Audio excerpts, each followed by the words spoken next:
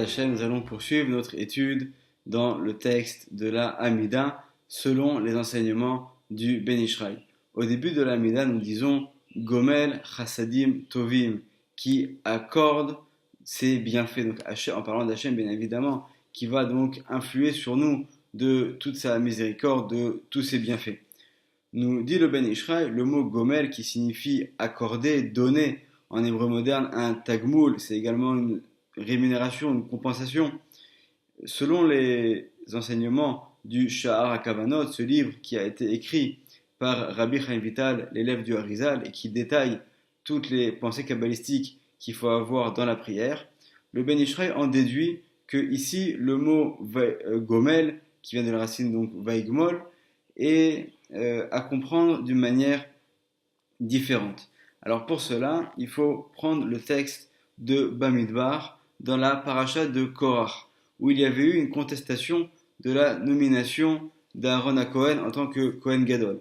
Et pour vraiment montrer à tout le monde que c'est bien lui qui a été choisi par Hachem et que c'est pas tout simplement comme ce dont il avait été accusé, que du fait qu'il est le frère de Moshe Rabbeinu qui dirige le peuple, alors également on va lui donner un rôle important. Non, Aaron, du fait de sa grandeur, a mérité ce rôle de Cohen Gadol. Et pour le prouver, donc il va y avoir un épisode au cours duquel chacun des princes des 12 tribus va apporter son bâton.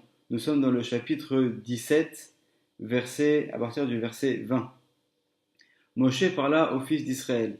Tous leurs princes lui donnèrent un bâton pour un prince. Donc chaque prince, chaque chef de tribu a donné son bâton, selon la maison de leur père, 12 bâtons, et le bâton de Aaron était au milieu de leur bâton. Aaron, également, qui est Cohen Gadol, à cette époque-là déjà, et qui également représente la tribu de Lévi, va lui aussi donner son bâton.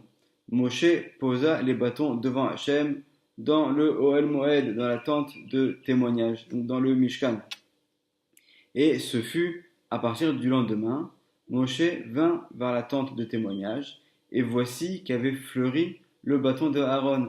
On va voir que pour être désigné, Hachem va faire un miracle, c'est que ce bâton va commencer à fleurir. Mais ça ne s'arrête pas seulement à des fleurs, puisque ensuite, une fleur en sortit, il bourgeonna un bourgeon, et le verset termine en disant Vaigmol shekedim, des amandes sont apparues, ont mûri. Et sur ce verset, donc on retrouve de nouveau le mot Vaigmol, comme dans la Hamida on dit Gomel.